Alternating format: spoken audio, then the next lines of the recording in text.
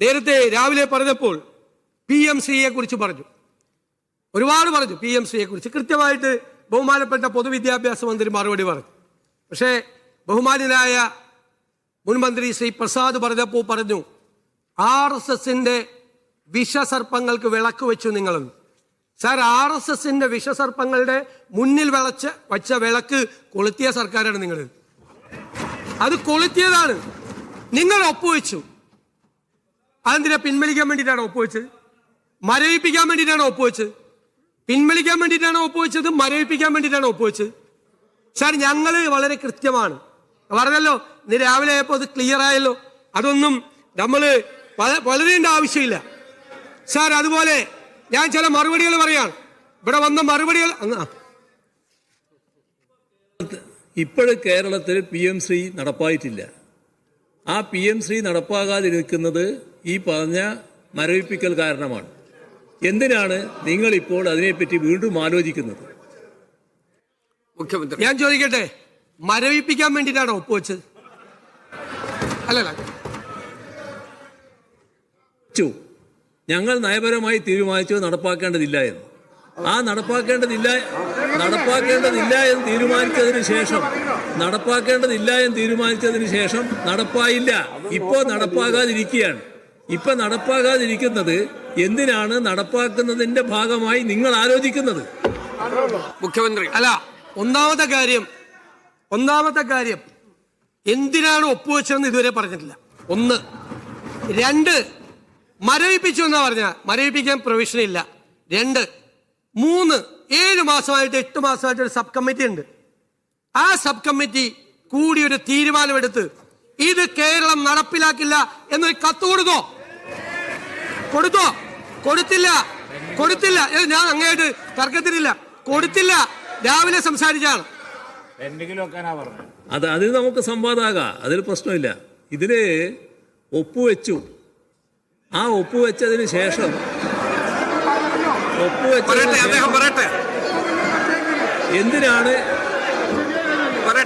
എന്തിനാണ് ഒപ്പുവെച്ചതെന്നാണല്ലോ ചോദിക്കുന്നത്. ഇവിടെ സർവശിക്ഷ അഭിയാന്റെ ഫണ്ട് തടഞ്ഞു വെച്ചത് 1500 കോടിയിലധികം രൂപയായിരുന്നു. ഇവിടെ കാണേണ്ടത് NEPയുടെ ഭാഗമായിട്ടുള്ള ആ പൊതുവിദ്യാഭ്യാസ നയം കേരളത്തിൽ നടപ്പാക്കുന്നില്ല എന്ന് നേരത്തെ തന്നെ വ്യക്തമാക്കിയിട്ടുണ്ട്. അതിനകത്ത് വേറെ വ്യത്യാസമില്ല. ആ നയം നടപ്പാക്കാൻ തയ്യാറല്ല. ഇവിടെ PMCയുടെ ഭാഗമായിട്ടൊന്നും നടപ്പാക്കാനുമില്ല. പക്ഷേ മറ്റേ ഫണ്ട് നമുക്ക് കിട്ടണമായിരുന്നു. സർവശിക്ഷാ അഭിയാന്റെ ഇമാതിരി ആളെയും കൊണ്ട് വെച്ചാൽ നിങ്ങൾ അപകടത്തിലാവും കേട്ടോ. ഇമാതിരി ആളുകളെ ഇവിടെ സർവശിക്ഷാ അഭിയാന്റെ ഫണ്ട് നമുക്ക് കിട്ടാതിരുന്നാൽ നാം പ്രയാസത്തിലാകും. ആ പ്രയാസം കേരളത്തെ ആകെ ബാധിക്കുന്നതാണ്. അതൊഴിവാക്കുന്നതിനാണ് അതിൻ്റെ ഭാഗമായി ഒപ്പുവെച്ച് ആ പണം വാങ്ങാനുള്ള ശ്രമം നടത്തിയത്. പക്ഷേ ആ ശ്രമം ശരിയല്ല എന്ന് ഞങ്ങൾ തീരുമാനിച്ചു. അതിൻ്റെ ഭാഗമായി അത് മരവിപ്പിച്ചു.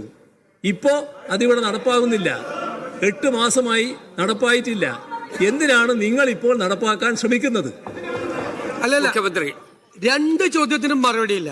അതായത് എന്തിനു ഒപ്പുവെച്ചു എന്ന് പറഞ്ഞാൽ പണം കിട്ടാൻ വേണ്ടിയിട്ട് ഒപ്പുവെച്ചു.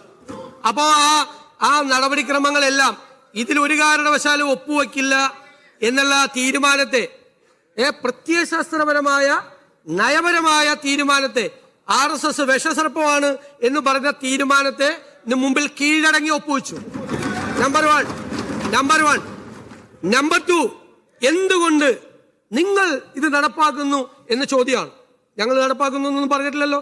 നിങ്ങൾ പറഞ്ഞത് എന്റെ 2ാമത് ചോദ്യം, എന്തുകൊണ്ട് ഇത് ഞങ്ങൾ ഇനി നടപ്പാക്കില്ല എന്ന് പറഞ്ഞിട്ട് ഒരു കത്ത് കൊടുത്തില്ല 8 മാസമായിട്ട്? 2ഉം ചെയ്തില്ല.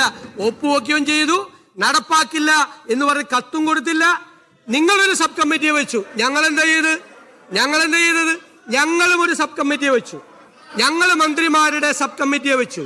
ആ മന്ത്രിമാരുടെ സബ് കമ്മിറ്റിയെ വെച്ചിട്ട് ഞങ്ങൾ തീരുമാനമെടുക്കും. ഞങ്ങളുടെ തീരുമാനം എന്താ? കരിക്കുലം ഫ്രീഡത്തിൽ തൊടാൻ സമ്മതിക്കില്ല. സെലക്ഷൻ ഓഫ് സ്കൂൾസ് ഞങ്ങൾ ചെയ്യും. ഗവൺമെന്റ് ചെയ്യും. ആ ഒരു സിലബസിലും തൊടാൻ കേന്ദ്ര ഗവൺമെന്റിനെ സമ്മതിച്ചുകൊണ്ടുള്ള ഒരു നെഗോസിയേഷനും പറഞ്ഞു. പ്ലീസ് സർ, അടുത്തത്